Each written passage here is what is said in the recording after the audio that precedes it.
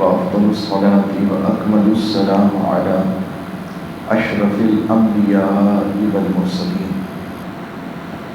وعلى آله وأهل بيته وأصحابه وأولياء أمته وعلماء ملته أجمعين. أما بعد، أعوذ بالله من الشيطان الرجيم. بسم الله الرحمن الرحيم. يريدون ليطفئوا نور الله بأفواههم والله متم نوره ولو كره الكافرون. هو الذي أرسل رسوله بالهدى ودين الحق ليظهره على الدين كله ولو كره المشركون. صدق الله مولانا العظيم وبلغنا رسوله النبي الكريم ونحن على ذلك لمن الشاهدين والشاكرين والحمد لله رب العالمين. هو الحبيب الذي ترجى شفاعته لكل هول من الأهوال مقتحمين. يا رب بالمصطفى بلغ مقاصدنا واغفر لنا ما مضى يا واسع الكرم. يا رب صل وسلم دائما أبدا على حبيبك خير الخلق كلهم. لي خمسة نطفي بها حر الوباء الحاطمة: المصطفى والمرتضى والنعمى والفاطمة. غوث أعظم بغني بسلسما مددي قبليتي مددي كعبيني ما مددي انتظاري کرمی تست منی عینی را. اے خدا جو خدا مینو خدا نامد. آمین. حمد و صلات کے بعد معزز سامعین محترم، ادھر تشریف لے آئے.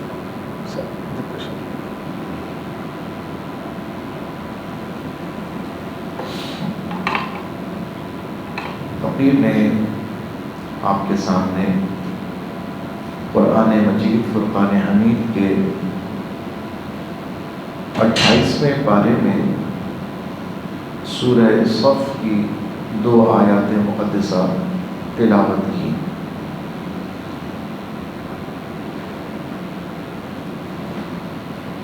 آغاز گفتگو سے قبل عقیدت و محبت سے ایک بار درود پاک کا نذرانہ پیش فرمائیے. اللہم صلی علی سیدنا و مولانا محمد معدن الجود والکرم وآلہ وبارک وسلم صلاۃ و سلاما علیک یا سیدی یا خاتم النبیین. ارشاد باری تعالی ہوا: یریدون لیطفئوا نور اللہ بافواہہم. اللہ اور اس کے رسول کے دشمن یہ چاہتے ہیں کہ اللہ کا نور اپنے منہ سے بجھا دیں. واللہ متم نورہ، اور اللہ کو اپنا نور پورا کرنا پڑے. وَلَوْ كَرِهَ الْكَافِرُونَ، اگرچہ کہ مشرک برا مانے، اگرچہ کہ کافر برا مانے.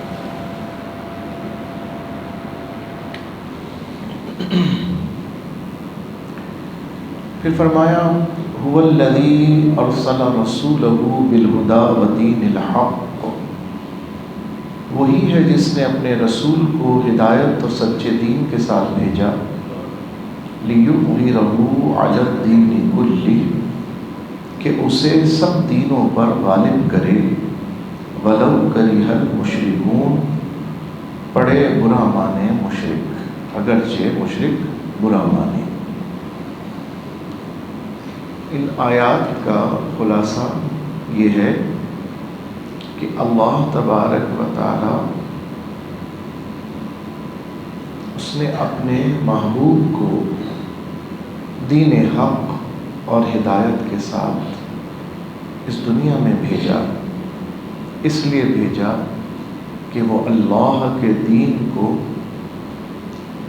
تمام ادیان باطلہ کے اوپر غالب فرمائے،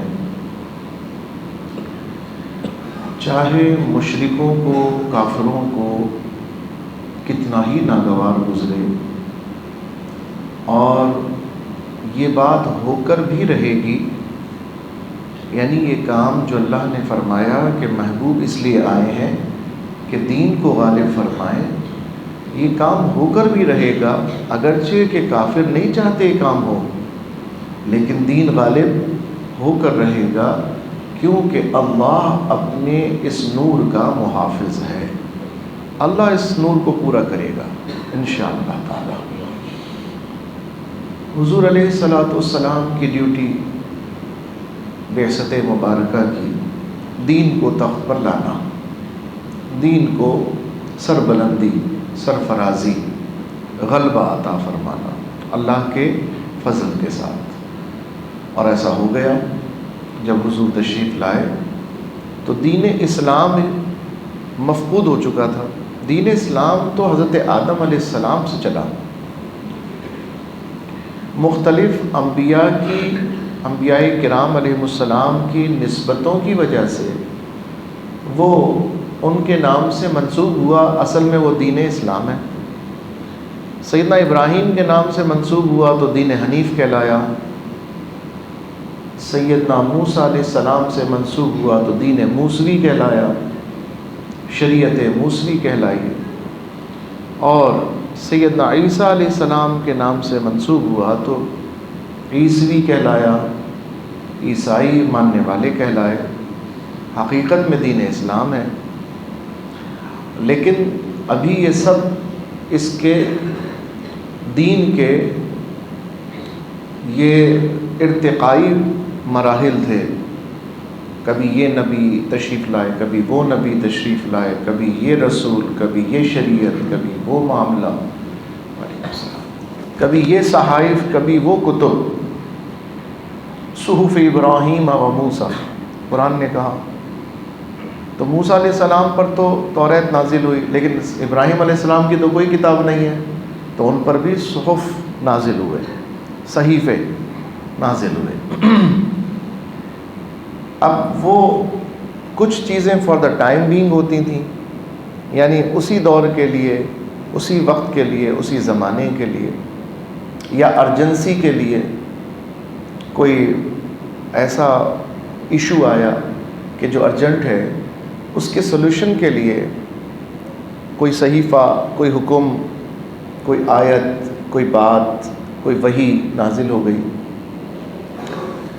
جیسا کہ موسیٰ علیہ السلام کے بیان میں اللہ تعالیٰ نے ارشاد فرمایا، سورہ بقرہ 8واں رکوع، اللہ نے فرمایا بقرہ، ایک گائے کا ایک قتل کا مسئلہ پیش آ گیا، ایک قبیلے کے شخص کی لاش دوسرے قبیلے کے دروازے پہ نظر آئی بنی اسرائیل کے اندر، تو جس کی لاش تھی اس کا بھتیجا مدعی بن کر، رونا پیٹنا مچا کر اپنے قبیلے کے لوگوں کو لے کر سیدنا موسیٰ علیہ السلام کے پاس دوسرے قبیلے والوں کی شکایت لے کر آیا کہ انہوں نے میرے چچا کو مار دیا۔ حضرت موسیٰ علیہ السلام کے پاس جب وہ لے کر آیا، اب یہ ایک ایشو تھا، اور یہ فار دا ٹائم بینگ ہے کہ یہ اسی وقت کے لیے، اسی ٹائم کے لیے، اسی ایک سانحے کے لیے ایک جواب تھا۔ تو حضرت موسیٰ علیہ السلام نے اللہ تبارک و تعالیٰ سے دعا کی، مولا تو مجھے اس کا حل ارشاد فرما۔ اللہ تبارک و تعالیٰ نے فرمایا، اے موسیٰ ان سے بولو ایک گائے قربان کریں، ایک گائے قربان کریں۔ سوال کیا ہے؟ سوال یہ ہے مجھے اس مسئلے کا حل بتا دے، یعنی مقتول کا پتہ بتا دے۔ اور جواب میں رب کریم نے کیا فرمایا؟ موسیٰ ان سے کہو کہ یہ ایک گائے قربان کریں. سورہ بقرہ 8واں رکوع ہے نا. امام صاحب نے تصدیق کر دی ہے. میں اس کی ایک آیت بھی پڑھ لیتا ہوں.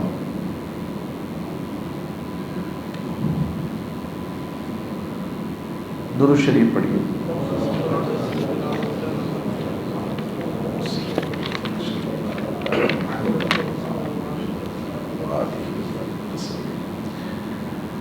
ہاں جی. وَإِذْ قَالَ مُوسَىٰ لِقَوْمِهِ إِنَّ اللَّهَ يَأْمُرُكُمْ أَن تَذْبَحُوا بَقَرَةً. اور جب موسیٰ علیہ السلام نے اپنے قوم سے فرمایا خدا تمہیں حکم دیتا ہے کہ ایک گائے ذبح کرو. قَالُوا أَتَتَّخِذُنَا هُزُوًا. اب بات ایسی تھی، نبی سے پوچھا جا رہا ہے اے اللہ کے نبی ہمارا مسئلہ حل فرما دے. اتنا سیریس ایشو ہے نا، قاتل و مقتول کی بات ہے، برادریوں کے جھگڑے کی بات ہے، الزام کی بات ہے. تو اور پھر نبی ہی تو کہتے ہیں نا، سرکار علیہ السلام نے فرمایا ایک انسان کا قتل پوری انسانیت کا قتل ہے.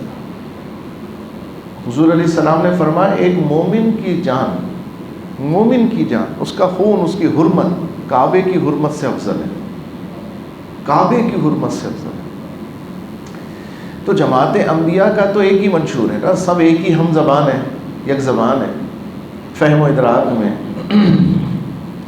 تو جان کا مسئلہ ہے اور مومن کی جان کا مسئلہ ہے. ماننے والے تھے تبھی تو نبی کے پاس آئے، ماننے والے نہیں ہوتے تو نبی کے پاس نہیں آتے. بنی اسرائیل امتی. تو جب آئے اللہ نے فرمایا کہ ان سے کہو کہ یہ ایک گائے ذبح کریں. کہنے لگے اتتخذنا ہزوا، کہ آپ ہمیں مسخرہ بناتے ہیں، آپ ہم سے مذاق کرتے، آپ ہم سے کیا بات کر رہے ہیں؟ ہم کہہ رہے ہیں ہمارا مسئلہ حل فرما دیں اور آپ فرما رہے ہیں کہ گائے ذبح کرو، یہ تو مذاق ہے. قال اعوذ باللہ ان اکون من الجاہلین.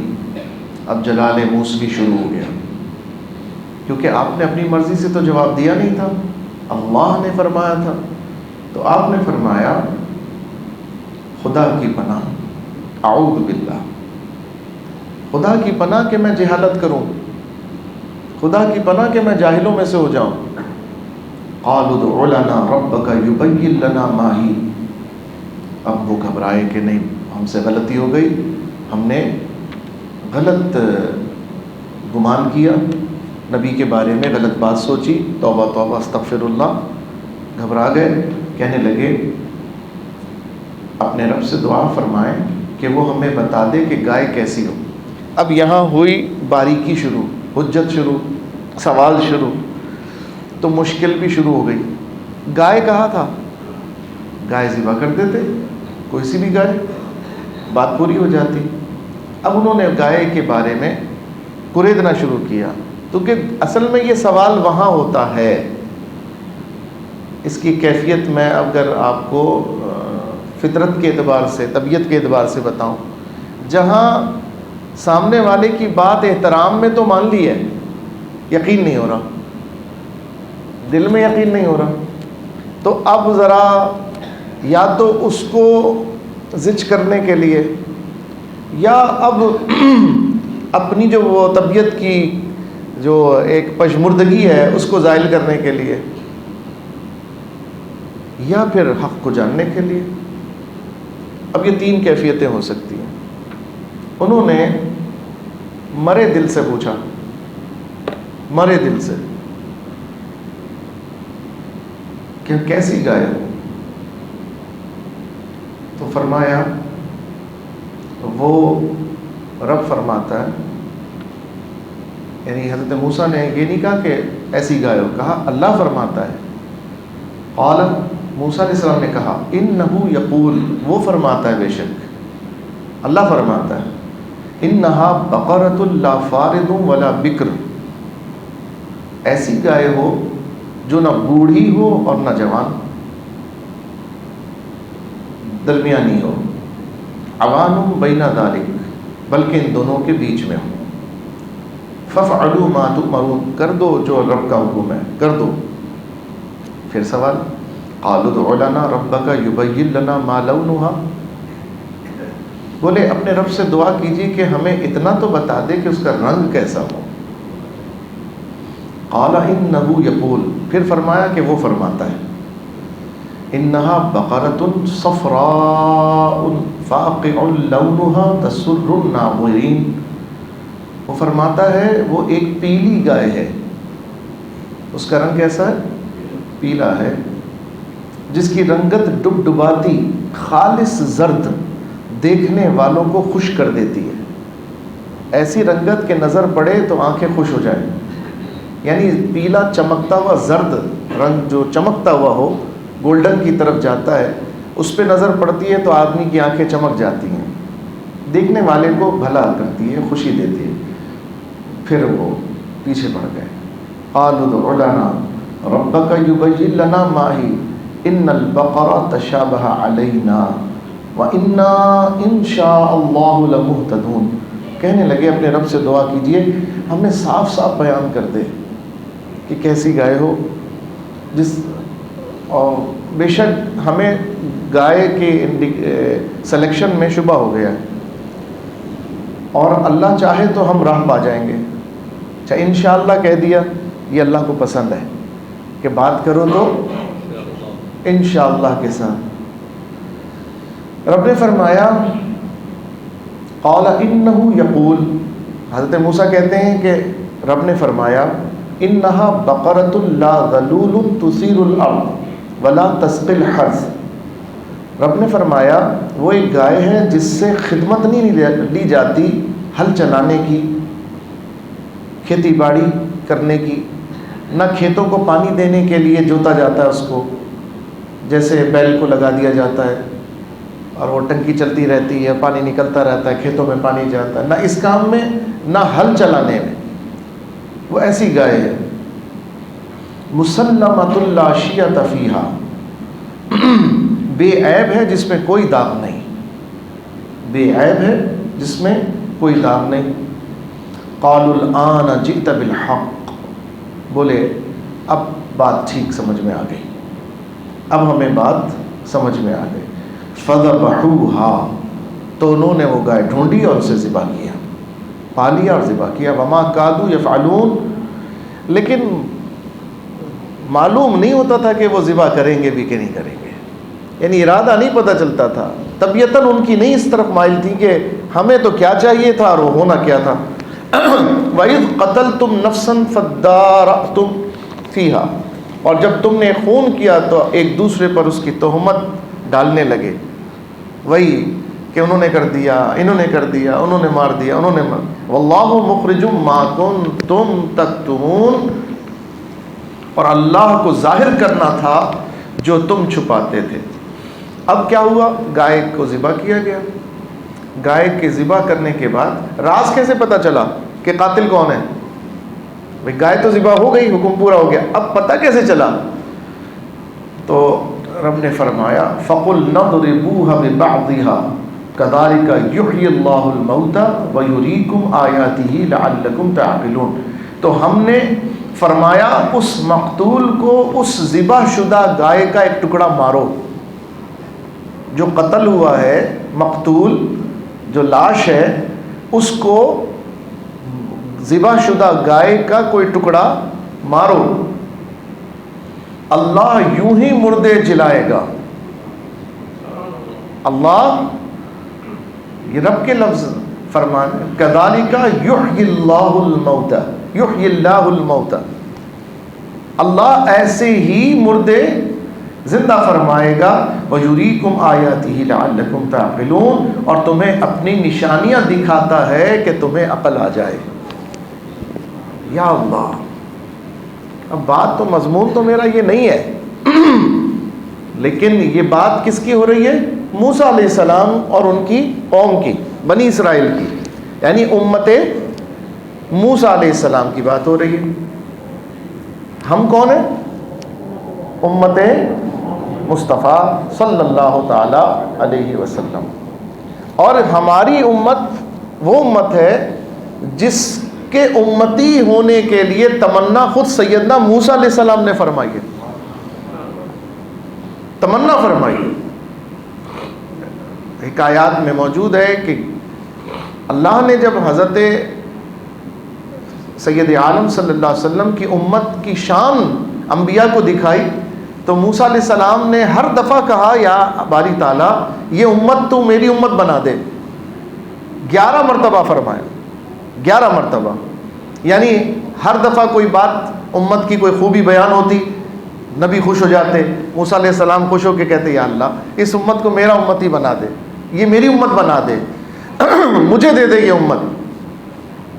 اللہ فرماتا ہر دفعہ جواب میں کہ یہ میرے محبوب کی امت ہے، یہ میرے محبوب کی امت ہے، یہ میرے محبوب کی امت ہے۔ 11 دفعہ موسیٰ علیہ السلام نے کہا اسے میری امت بنا دے، رب نے فرمایا یہ میرے محبوب کی امت ہے۔ 12ویں دفعہ موسیٰ علیہ السلام نے کیا کہا؟ اے اللہ تو مجھے امتی بنا دے، تو مجھے امتی بنا دے۔ تو انبیاء نے امتی ہونے کی تمنا کی ہے، انبیاء نے امتی ہونے کی تمنا کی، اور حضرت عیسیٰ علیہ السلام کی گویا لگتا ہے دعا قبول بھی ہو گئی۔ حضرت عیسیٰ علیہ السلام کی دعا کی قبولیت کا اظہار بھی رب نے پسند فرما لیا۔ قبول تو سب کی دعا ہوتی ہے، انبیاء کی دعا تو قبول ہوتی ہے، مومن کی دعا بھی قبول ہوتی ضرور ہے، لیکن اس قبولیت کا اظہار وہ کب ہوتا ہے یہ اللہ جانتا ہے، ہوتا بھی ہے کہ نہیں ہوتا، یہاں ہوتا ہے کہ نہیں ہوتا، کب ہوتا ہے۔ حضور علیہ السلام نے فرمایا قیامت کے دن آپ لوگوں کو جو آپ کی دعائیں دنیا میں آپ نے مانگی اور وہ قبول نہیں ہوئی بظاہر، یا ایسا لگا کہ وہ ہماری دعا اس کا کوئی اثر ظاہر نہیں ہوا، تو قیامت کے دن جب اعمال کے تولے جانے پر آئیں گے تو اللہ تبارک و تعالیٰ فرمائے گا اعمال تولے گئے تو اعمال کم ہیں، اللہ فرمائے گا اس بندے کو وہ دیکھو وہ جو اجر و ثواب کے ذخیرے ہیں نا، یہ پہاڑ کے پہاڑ اس کو دے دو، تو وہ دے دیے جائیں گے۔ تو بندہ حیرت سے کہے گا مولا میرے تو اعمال یہ تھے جو تولے گئے، وہ تو بہت کم تھے، تو یہ فضل تو نے کیوں فرمایا، یہ کیا ہے؟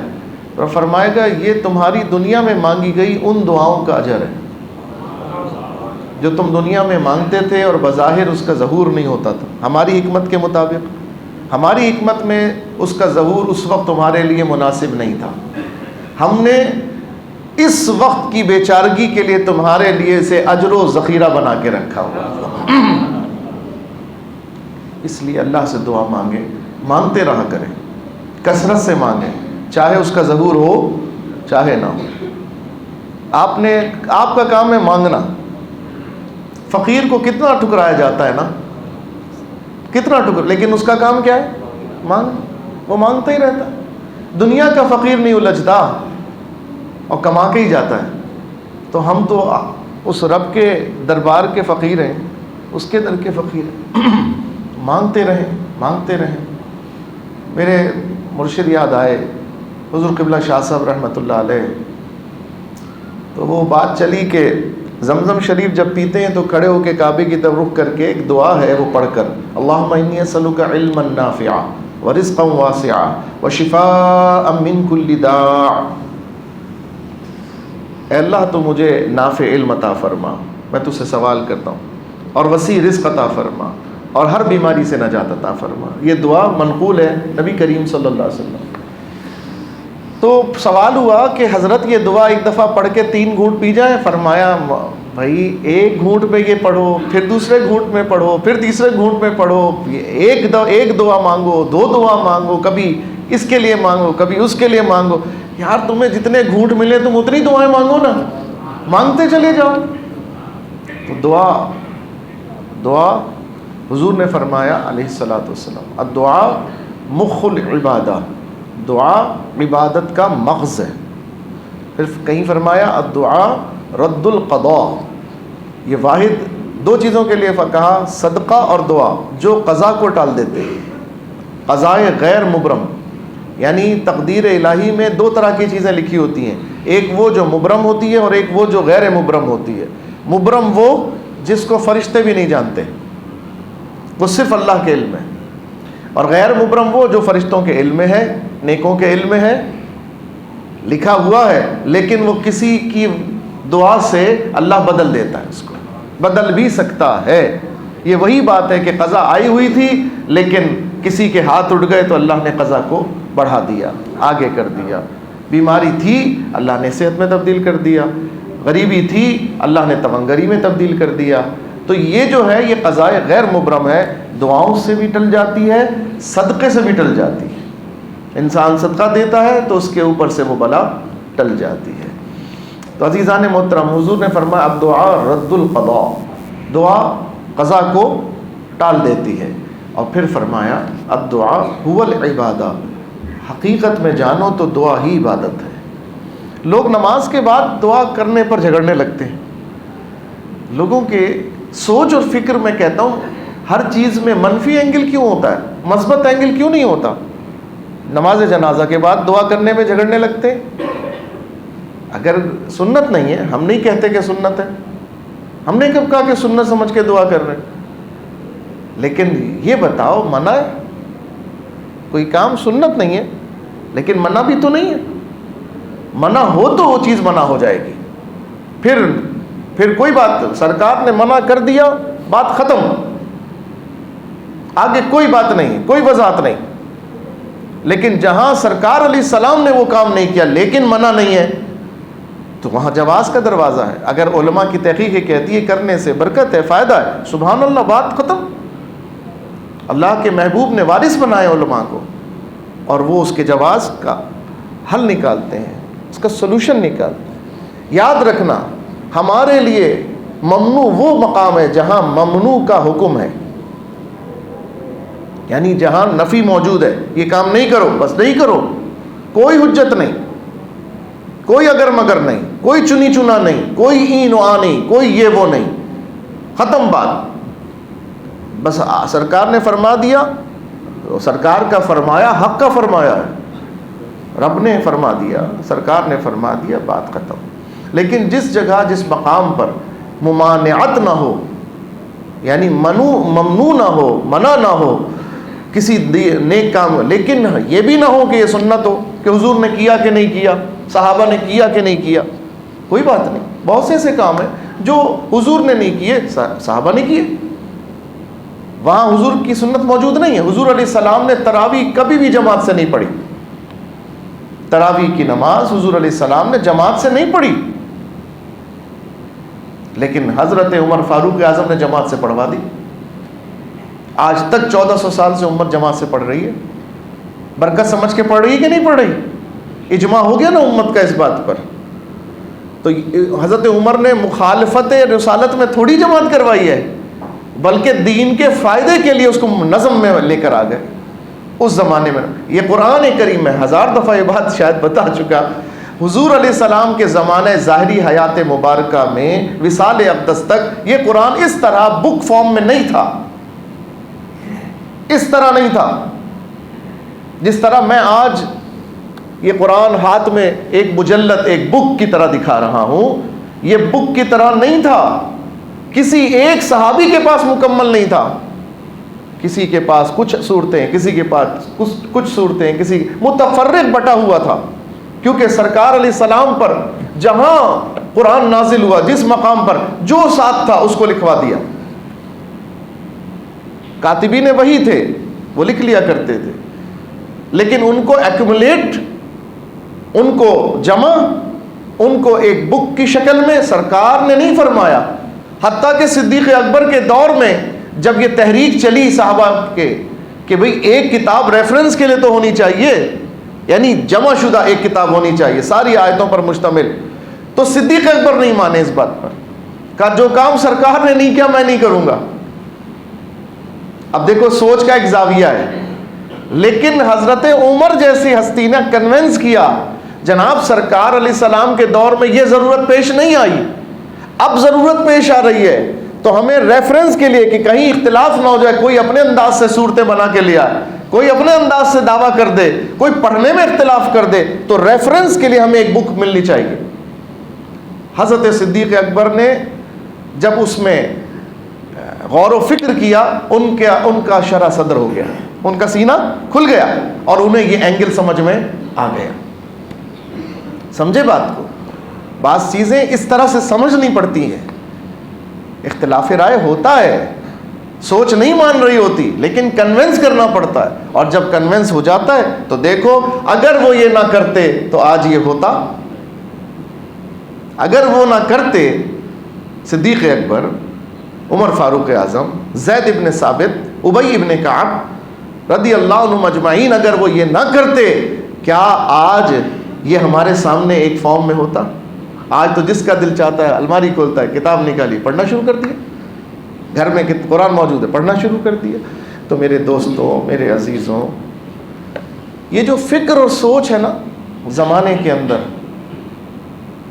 حضور علیہ السلام نے نہیں کیا تو نہیں کرنا چاہیے۔ ہاں بالکل غلط کام نہیں کرنا چاہیے، لیکن اچھا کام رکتا نہیں ہے، جامد نہیں ہوتا، متحرک ہوتا ہے۔ اچھے کام ہمیشہ ہوتے رہتے ہیں اور نئی نئی جہتوں میں ہوتے رہتے ہیں۔ آج آپ نماز جہاز کے اوپر پڑھ رہے ہوتے ہیں، ہوا میں۔ حضور علیہ السلام کے زمانے میں کوئی خیال میں بھی سوچتا تھا؟ لیکن آج آپ پڑھ رہے ہیں کہ نہیں پڑھ رہے؟